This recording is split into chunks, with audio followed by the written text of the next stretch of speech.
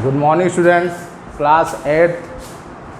Today I am going to teach you social science and the lesson is second. The name of this lesson is the expansion of British power. Lesson number second. The lesson number second is going on in front of you. The name of lesson is the expansion of British power. Bharat में British साम्राज्य का विस्तार। भारत में British साम्राज्य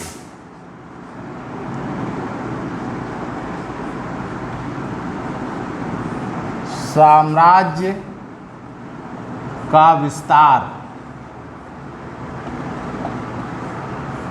ये lesson number second. First lesson आपको बता दिया गया है, पीडीएफ क्वेश्चन आंसर के दे दिए गए हैं और आपको 2-3 क्वेश्चंस रह गए होंगे उसमें कि लेसन फर्स्ट के, तो आपको पीडीएफ रिज्यूम कर दिया जाएगा, भेज दिया जाएगा।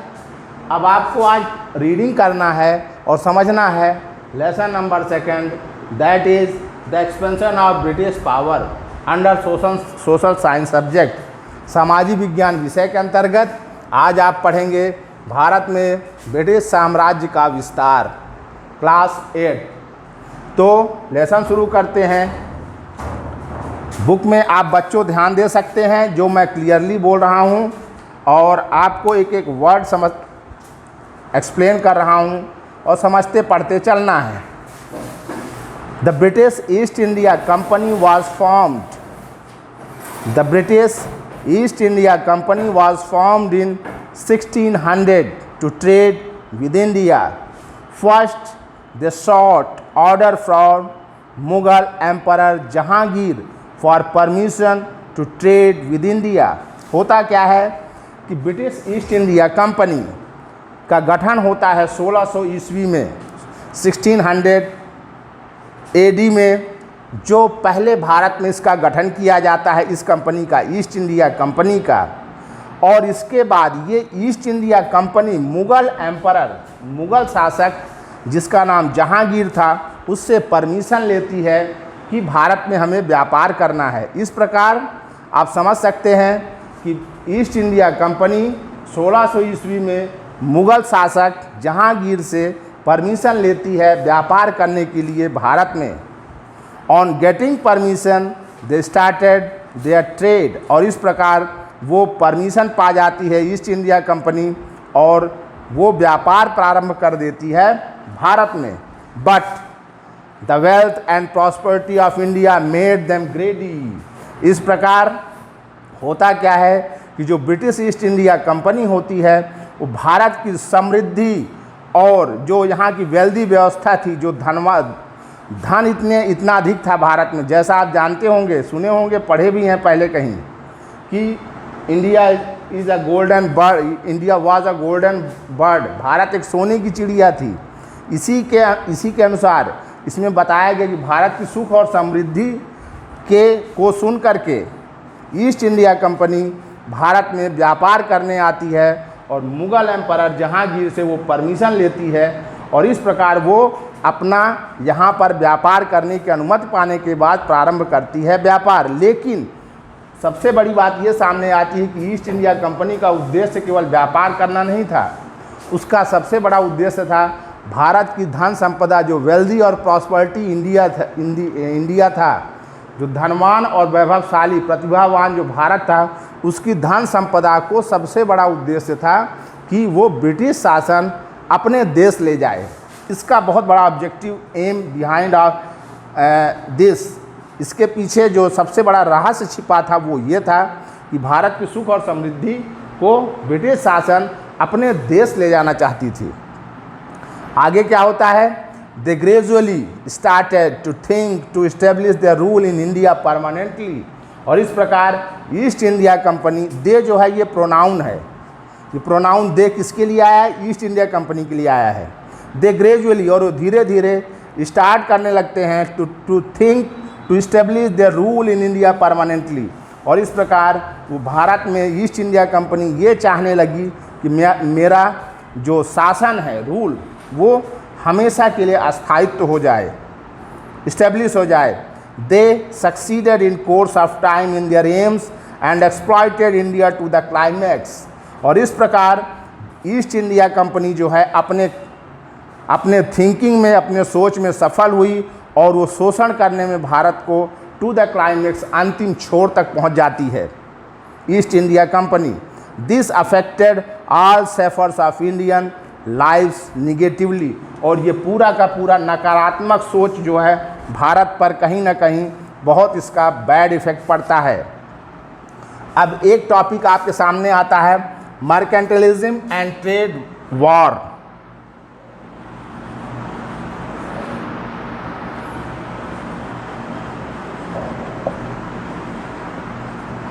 मर्केंटलिज्म एंड ट्रेड वॉर, इसको आपको समझना है। अब आज केवल और केवल हम रीडिंग करेंगे और कुछ डिफ़िकल्ट वर्ड आपको समझाएंगे जो आपके लेसन में है, जिससे आपकी थोड़ी इंग्लिश भी स्ट्रांग हो। मर्केंटलिज्म एंड ट्रेड वॉर, जिसकी हिंदी होती है व्यापार और व्यापार युद्ध। व्यापार और व्यापार युद्ध।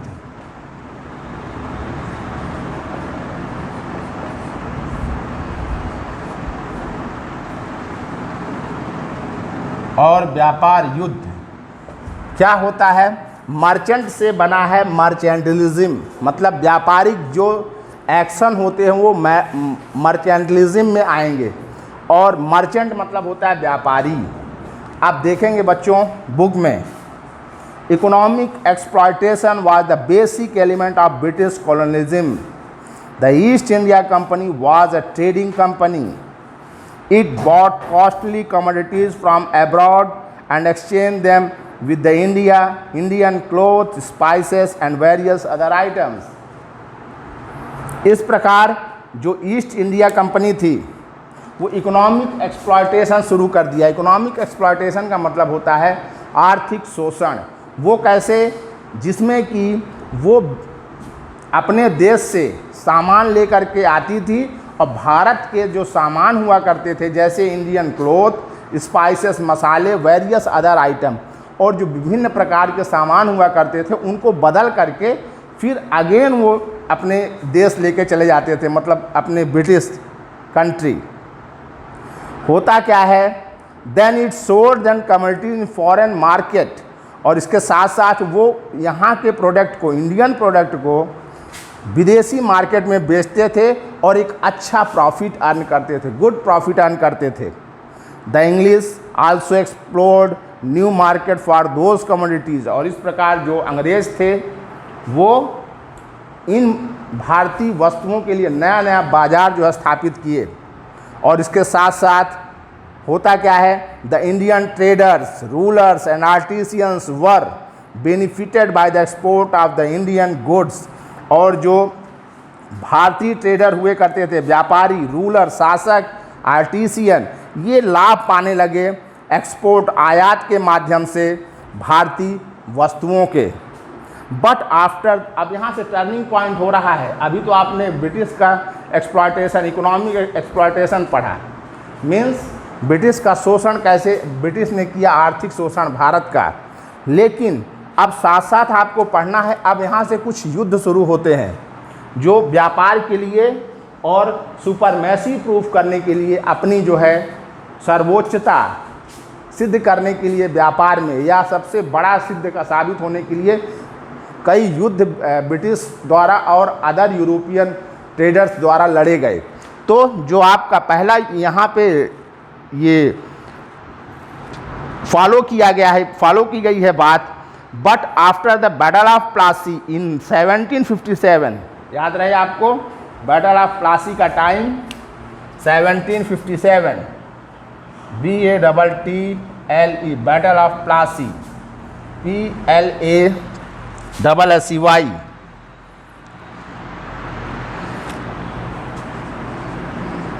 ये कब स्टार्ट होता है? ये 1757, बैटल ऑफ प्लासी का युद्ध 1757। तो क्या होता है, and the battle of Buxar, और बक्सर युद्ध 1764, बैटल ऑफ बक्सर। अब आपको समझना है ये युद्ध हुआ क्यों क्यों, क्या रीजन था इसमें। नाम तो इसका आप देख रहे हैं और ईयर भी देख रहे हैं, लेकिन अब आपको रीजन समझना है कि ये बैटल आखिर हुए क्यों। ओके, द ट्रेडिंग कंपनी, जैसा आपको हमने बताया, but after the battle of Plassey in 1757 and the battle of Buxar in 1764, the trading company came in the role of an administrative company. और इस प्रकार बैटल प्लासी के युद्ध के बाद और बक्सर के युद्ध के बाद जो ट्रेडिंग कंपनी थी, ये ईस्ट इंडिया कंपनी, ये एडमिनिस्ट्रेटिव कंपनी के रूप में आ जाती है। मतलब एक प्रशासनिक कंपनी, मतलब रूल्स भी, यहाँ पे शासन भी शुरू कर दिया। अभी तक तो व्यापार ही कर रहे थे ये east India company, British east India company, लेकिन बैटल ऑफ बक्सर और बैटल ऑफ प्लासी, इन दोनों के बाद जो East India company, British east India Company थी, वो यहाँ पर एडमिनिस्ट्रेटिव पावर भी स्थापित कर दिया। मतलब यहाँ के पॉलिटिक्स में भी हिस्सा ले लिया, यहाँ के राजकाज, राजतंत्र में भी हिस्सा ले लिया। ये सबसे बड़ी बात होती है। After 1813 the policy of free trade began which decrease the monopoly of the company. All the Britishers were allowed to have free trade with India. अब क्या होता है कि आफ्टर 1813 के बाद एक पॉलिसी फ्री ट्रेड में स्वतंत्र व्यापार की नीति होती है, जिसके अंतर्गत यह कम कर दिया जाता है मोनोपोली ऑफ द कंपनी। जो ईस्ट इंडिया कंपनी थी उसकी मोनोपोली घट जाती है। All the Britishers were allowed to have free trade with India, और उसके दौरान सभी ब्रिटिश व्यापारियों को यह अनुमति मिल जाती है कि वो भारत में आकर स्वतंत्र व्यापार करें, बिना किसी रोक टोक के, बिना किसी हस्तक्षेप के। इसके बाद क्या होता है, now only T trade with China mainly remain under the control of the company. अब केवल और केवल ब्रिटिश के हाथ में रह गया था चाय व्यापार, जो चाइना के साथ करता था व्यापार ये east India company. Because of this policy of free trade the English goods flooded the Indian markets without any check. Soon India became an economic colony of England. और ये चाय के व्यापार की नीति के अनुसार, या चाय के व्यापार से जो इंग्लिश गुड्स था, flooded the Indian market without any check.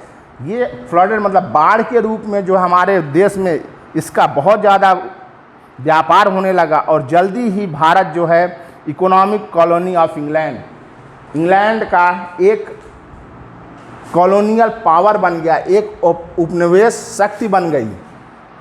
अब आता है ये मर्केंटलिज्म एंड ट्रेड वार। जब आपने ये देखा, इसमें दो आपने battle of Plassey, battle of Buxar, इन दोनों को देखा, जिससे इंडिया में free trade, after that free trade का मौका मिल गया और यूरोपियन ट्रेडर्स को। अब क्या होता है, अब यहाँ सुपरमेसी के लिए युद्ध होना शुरू होता है, जिसको हम पढ़ते हैं trade Wars. Trade Wars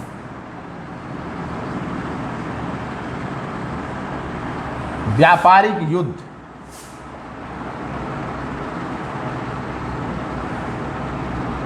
trade Wars व्यापारिक युद्ध।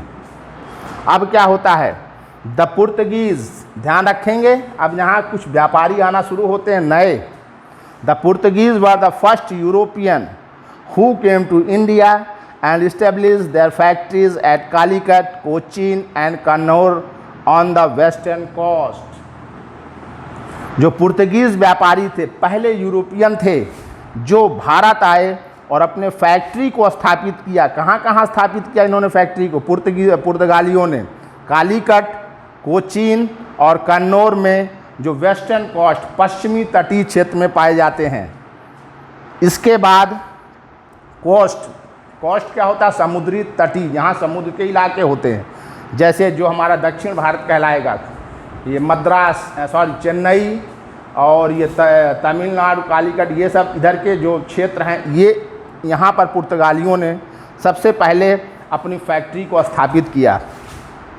अब क्या होता है, later inspired by the Portuguese, अब क्या होता है, पुर्तगालियों ने तो यहाँ अपनी उपस्थिति दर्ज कर दी व्यापार के रूप में। कहाँ कहाँ पर फैक्ट्री स्थापित किया, कालीकट में, कोचीन में और कन्नौर में।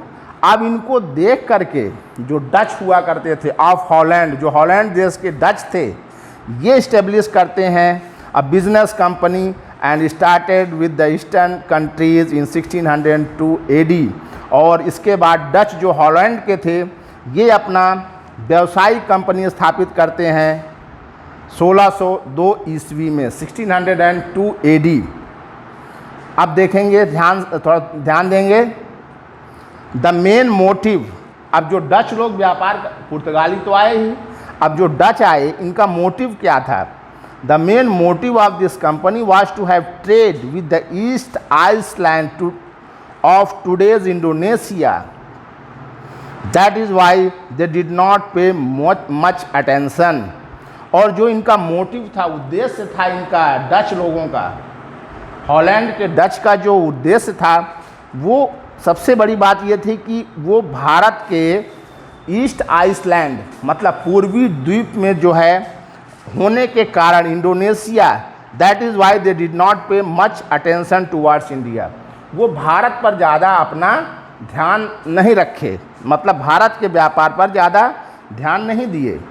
इसके साथ साथ the English did not allow the Dutch to settle down in India properly.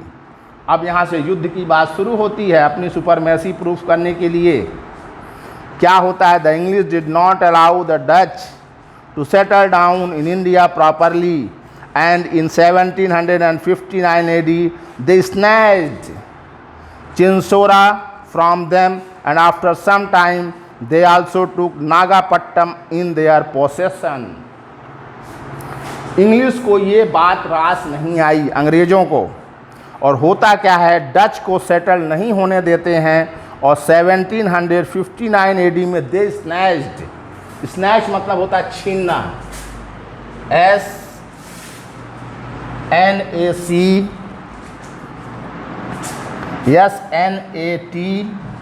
SNATCHED, snatched मतलब होता है छीनना, हड़प लेना।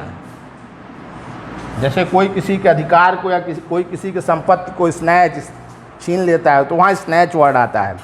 तो क्या करता है कि इंग्लिश जो है स्नैच कर लेता है, छीन लेता है अंग्रेज लोग 1759 डच से चिंसौरा फ्रॉम देम, एंड चिंसौरा को छीन लेते हैं इंग्लिश और डच से।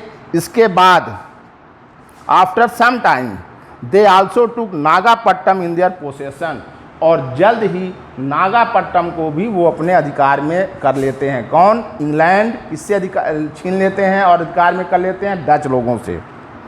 The Dutch continue to have their hold for 3 centuries on Java, और इस प्रकार जो डच नाम के व्यापारी थे, जो हॉलैंड के थे, ये 3 सेंचुरी, लगभग 300 सालों तक जावा में अपना व्यापार स्थापित करके रखते हैं। Some other spice island of Indonesia region, और इंडोनेशिया के कुछ क्षेत्रों पर लगभग 300 सालों तक अपना अपना व्यापार स्थापित करके रखते हैं। अब थोड़ा सा चेंज होता है पैराग्राफ, यहाँ ध्यान देंगे। सेकंड पैराग्राफ में पेज नंबर 11 है बच्चों, ध्यान देंगे। ये पेज 11 की रीडिंग चल रही है और आपको समझा रहे हैं ये according to your book. Page 11 क्या होता है, सेकंड पैराग्राफ में देखेंगे, following the foot steps of the Portuguese, the Dutch, the British and the French also established a company of their own in 1664 AD। और इस प्रकार पुर्तगीज और Dutch, British and French also establish, इसके साथ साथ British और French जो है कंपनी स्थापित की जाती है स्वयं के द्वारा, उन लोगों के द्वारा, ब्रिटिशों के द्वारा और फ्रेंच के द्वारा। कब स्थापित की जाती है, 1664 AD में, अन्ना डोमिनी। और ग्रेजुअली धीरे धीरे the Portuguese and the Dutch were exiled from India and the English had the French company began to compete with each other to have control in India। Portuguese और Dutch exiled मतलब बाहर हो जाते हैं। एक्सिल्ड मतलब बाहर, बनवास के तो जिसको जैसे बनवास जिसको बोलते हैं, बनवास मतलब घर से निकल जाना, बाहर हो जाना। तो ये पुर्तगीज और डच बाहर हो जाते हैं भारत से, and the English and the French company. और इस प्रकार अंग्रेज और फ्रेंच कंपनी, ये दो कंपनियां बचती हैं। बिगैन टू कम्पीट, ये प्रारंभ कर देते हैं कंपटीशन आपस में। कौन कौन? इंग्लैंड मीन्स ब्रिटिश और French. Each to have control in India, व्यापार पर अपना नियंत्रण स्थापित करने के लिए, अपना सुपरमेसी स्थापित करने के लिए ब्रिटिश और फ्रेंच ये दोनों जो है compete करने लगते हैं, कंपटीशन करने लगते हैं, छोटे बड़े के लिए युद्ध शुरू कर देते हैं। और इसके बाद एक और टॉपिक चेंज होता है जिसमें आप देखेंगे कि the struggle for territory war with Indian rulers. एक टॉपिक और पढ़ेंगे, उसके बाद आज का टॉपिक यहाँ स्टॉप किया जाएगा बच्चों। मेरे हिसाब से इतना आपको समझ लेना एक दिन की क्लास के लिए पर्याप्त है। So next topic you have to understand. Last topic है, इसको समझ लीजिए, उसके बाद क्लोज करेंगे। And the topic is struggle for territory wars with Indian ruler. STRUGGLE for territory. ये 11 पेज नंबर का लास्ट से थोड़ा सा ऊपर है, उसको बच्चों ध्यान देंगे आप बुक में तो आप पूरा समझ जाएंगे घर बैठे ही, कोई प्रॉब्लम नहीं आएगी। मैं एक वर्ड आपको पढ़ के समझाते चल रहा हूँ। फॉर टेरिटरी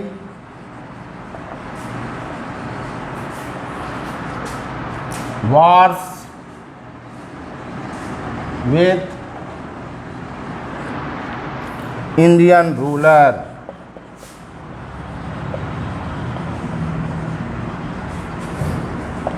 स्ट्रगल मतलब होता है संघर्ष।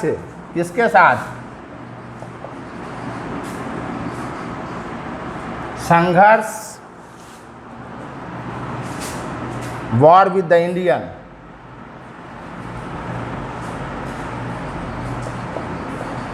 भारतीयों के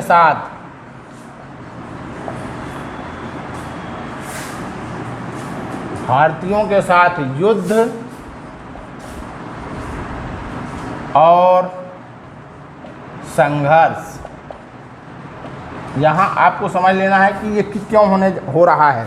भारतीयों के साथ युद्ध और संघर्ष शुरू हो जाता है, किसके लिए? टेरिटरी के लिए। टेरिटरी मतलब क्षेत्र के लिए। क्षेत्र मतलब जहाँ पर अंग्रेज़ों का चाहते थे कि हमारा आधिपत्य उस राज्य पर हो जाए, उसको टेरिटरी कहा जाता था। आज के टर्मिनोलॉजी में वो स्टेट बन गया है, और उस समय वो टेरिटरी कहलाता था, क्षेत्र कहलाता था। तो उन क्षेत्रों पर अपना आधिपत्य स्थापित करने के लिए भारतीयों के साथ युद्ध प्रारंभ हो गया इंग्लैंड ब्रिटिश कंपनी का। वो कैसे, वो देखिए आप इस आगे के टॉपिक में। जैसा आप पढ़ चुके हैं, we have studied earlier that in 1600 AD English East India Company was established. जैसा कि आप पहले पढ़ चुके हैं फर्स्ट स्टार्टिंग के लेसन में ही, 1600 ईस्वी में 1600 AD में ईस्ट इंडिया कंपनी की स्थापना होती है। आगे क्या होता है, क्यों इस स्थापना होती है? अब एक यहाँ क्वेश्चन बन के आता है, अगर आपसे किया जाए कि भारत में ईस्ट इंडिया कंपनी की स्थापना क्यों की गई? Why East India Company was established in India and when East India Company was established in India. Bharat में ईस्ट इंडिया कंपनी की स्थापना क्यों की गई और कब की गई? तो आपका इसका आंसर वेरी सिंपल है।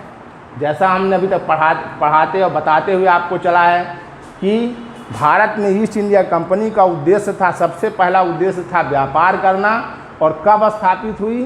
तो आपको पता होना चाहिए 1600 AD में। तो इसको इंग्लिश में आंसर देंगे। The main motive of east India company was to trade with India and it was established in 1600 AD. Means East India Company was established or take place or formed in 1600 AD. तो next topic आप ध्यान देंगे, to trade with India.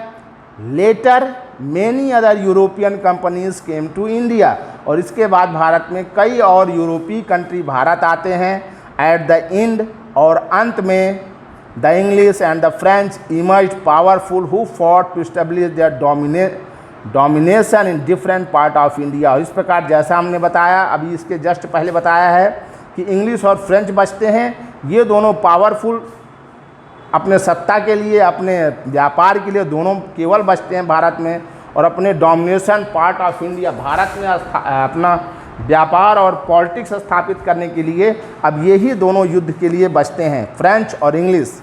इसके बाद क्या होता है, let's study about the Anglo French rivalry in India in the 19th century. और इस प्रकार भारत में एंग्लो फ्रेंच युद्ध शुरू होता है 19वीं शताब्दी में।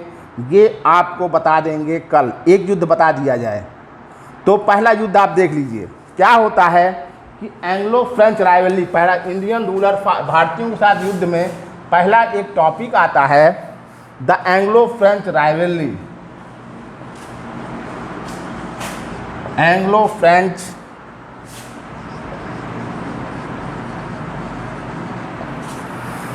राइवलरी, राइवलरी मतलब होता है शत्रुता।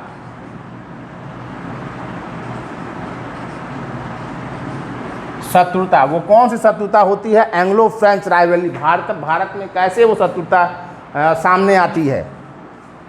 England and French were the arch rivals and in India their trade interested resulted in a series of war. और इस प्रकार जो फ्रेंच और इंग्लिश के बीच में व्यापार था, ये एक युद्ध के स्तर पे आके रुक जाता है। क्यों? क्योंकि all these wars were together known by the name of Carnatic war. और इनमें लगभग 3 युद्ध होते हैं और तीनों युद्ध का नाम दिया जाता है कर्नाटक का युद्ध, हिंदी में बोलेंगे। इंग्लिश में जो आपके बुक में छपा है वो कार्नेटिक युद्ध के नाम से जाना जाता है।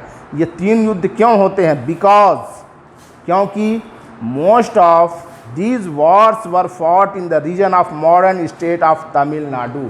ये तमिलनाडु में वहाँ पर ये तीनों युद्ध लड़े जाते हैं कर्नाटक के, इसलिए इसका नाम कार्नेटिक वॉर दिया गया। देयर वर 3 कार्नेटिक वॉर, जैसा हमने बताया आपको, ये 3 युद्ध एंग्लो फ्रेंच राइवलरी के अंतर्गत आते हैं।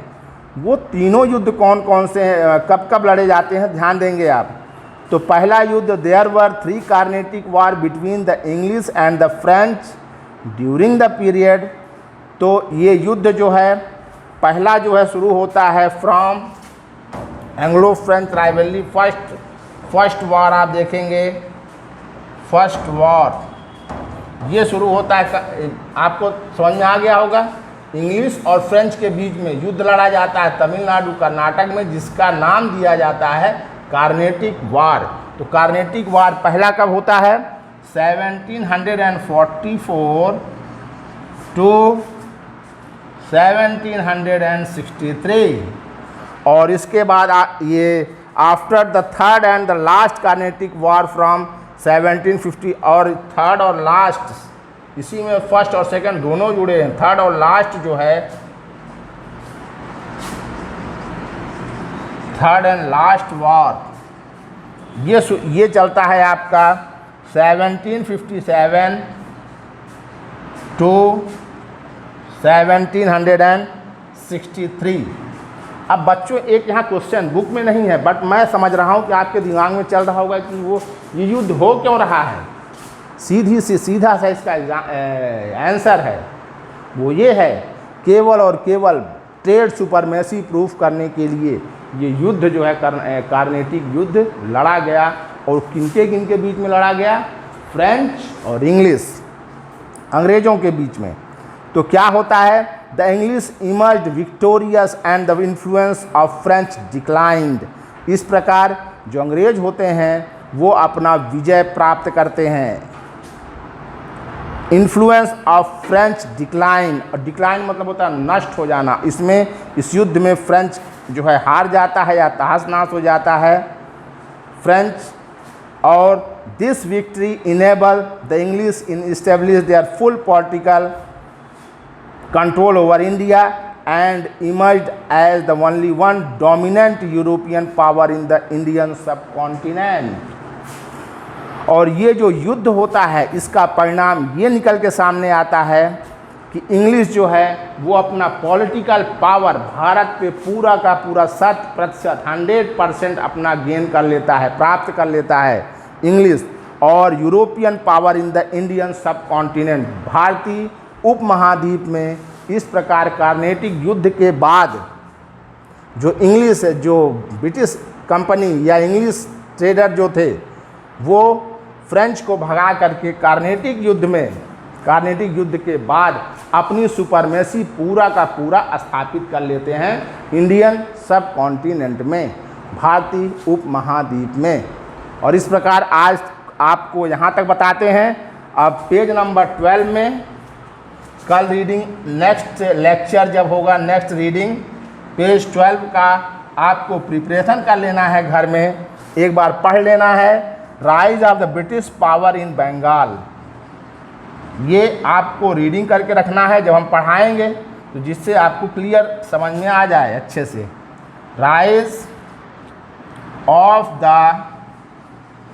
British power in Bengal.